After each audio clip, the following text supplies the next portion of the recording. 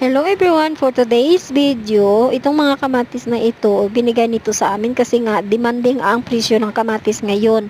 Yung mga pula, ilalagay ko sa fridge, yung mga green, ilagay ko yan sa labas para no, hindi siya masisira.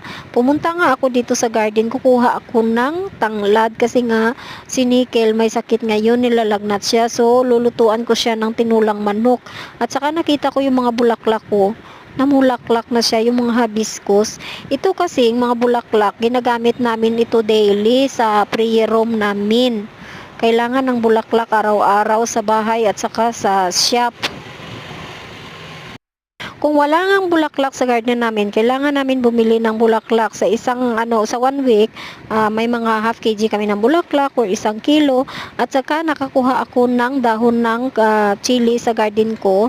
Ayan na ang manok, na start ko na siya. Hanggang dito na lang guys muna ang video natin. Thank you for watching.